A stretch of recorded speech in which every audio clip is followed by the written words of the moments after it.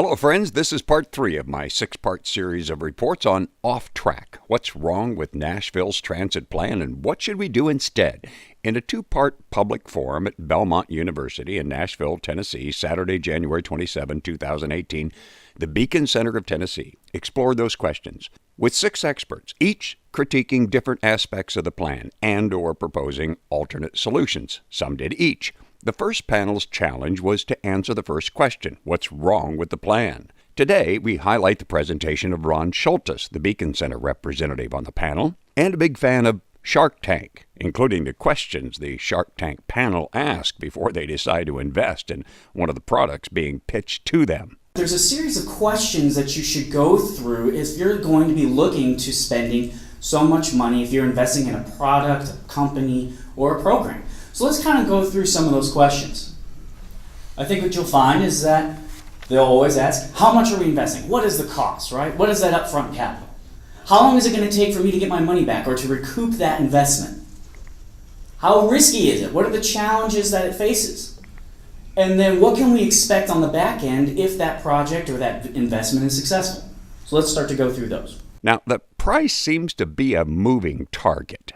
First of all, you're going from a sales tax from the 10th highest in the country to tie to the first my old home, Chicago. I thought I escaped double-digit sales taxes. It also includes our hotel going from 6th to the the second highest only after Atlanta. What does this mean, though, for each one of us? Well, it comes at an enormous price tag. If you break that down, that's $13,000 per person and over $33,000 per household. Now, what you'll hear is that proponents of the plan will often cite a chamber study that 47% of our sales tax is paid by visitors and tourists. Sure, okay, well, let's take that out then. If you take out 47% of the sales tax, you're still looking at $5,000 per person and $13,000 per household. The taxes for the plan are supposed to come off in 2068. Now, I want to put that in perspective. Anybody here who was born in 1990 or later, please raise your hand. Anybody 1990 or later? Okay, so that's a few. I want to know, I just want you to know that means, according to average life expectancy in the United States, you're the only people that will be alive in this room when those tax increases come off. How long is it going to take to get a payoff? How long is it till we get our money back? How long is it going to take for this to pay off? Well, they've already announced that the end date of construction is 2032. That's assuming everything goes to plan. Okay? I want you to think about this. We're talking about how bad congestion is, and then we're going to add 15 years of construction congestion on top of that. Imagine if you're a small business owner in Nolensville Pike and you know that construction is going to start in 2024 and you're not going to see a free expressway until 2032. What effect does that have on you? How risky is it? What is the risk, though, with this investment? What are the chances? What are the hurdles that it faces? Randal already alluded to this in great detail about the project overruns. In fact, a study by Northeastern University that I found said the average light rail transit goes over by 40%. So if we're talking 8.9, we're really looking at $12.5 billion when it's all said and done. As Michael already said, we're unlikely to receive federal grants, which account for 18% or $1.5 billion of the cost. Well, if that's not coming, that means those taxes probably continue even longer. It's expected to cost $100 million a year in operations and maintenance and only bring in $30 million in rail fare. So we have to subsidize 70% of the cost. I'll put that in perspective. If the mayor's plan says that it would take $13 to $15 per ride to actually make it self-sustaining.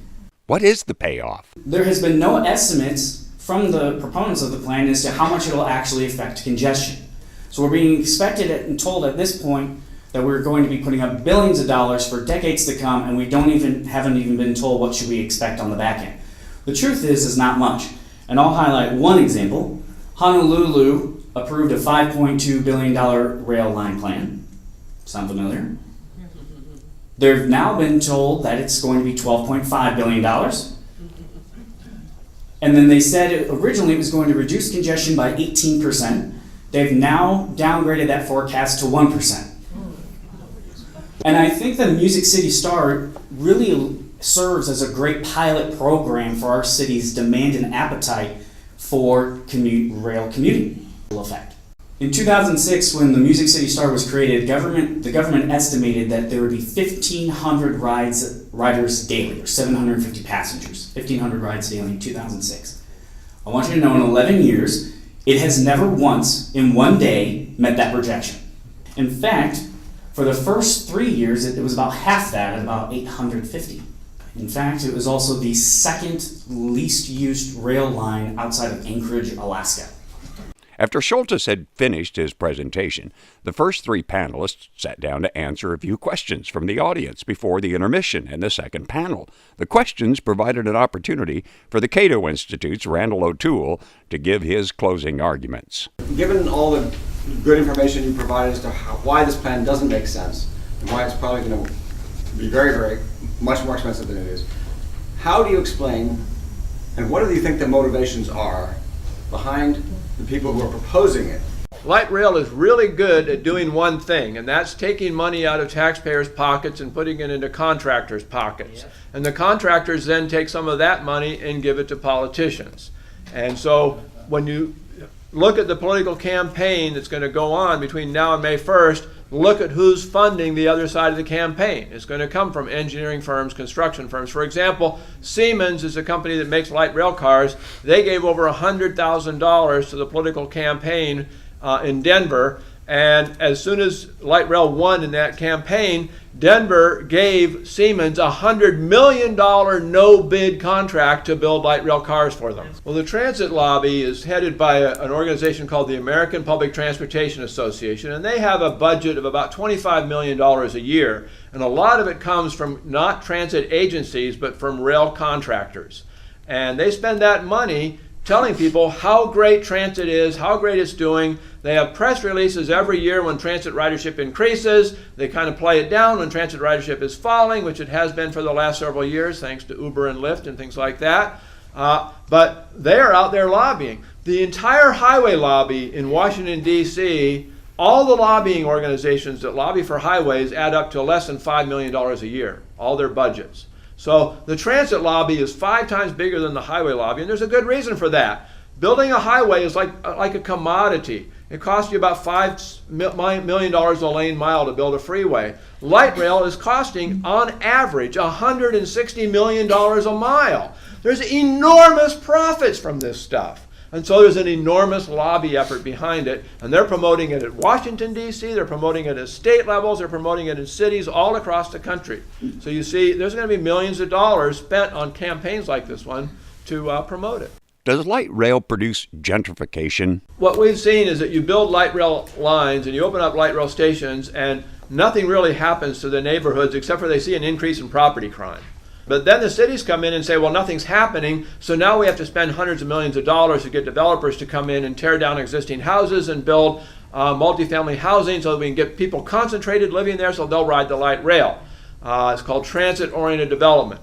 Almost all transit-oriented developments are subsidized. They make no economic sense without the subsidies. How much will it cost to defeat the plan? I've assisted with a lot of campaigns. The number one rule is if you can raise at least 2% as much as the other side is raising, you can win if you spend that 2% effectively on things like radio ads and lawn signs and things like that. You have to spend 2% of how much they spend to show people that there's some opposition to this. If you don't spend 2%, you're probably going to lose.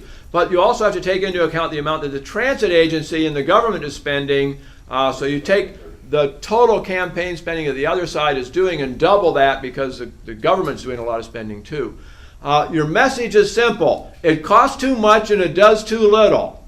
Those two phrases cover it all. It costs too much and it does too little. So you just hammer that home over and over again, and that's how you be effective. In parts 4, 5, and 6, we'll hear from experts from the Reason Foundation, the Competitive Enterprise Institute, and the Mercatus Center discuss a better plan for Nashville. Thanks for listening to this special edition of Ralph's Podcast. I'm Ralph Bristol, at your service.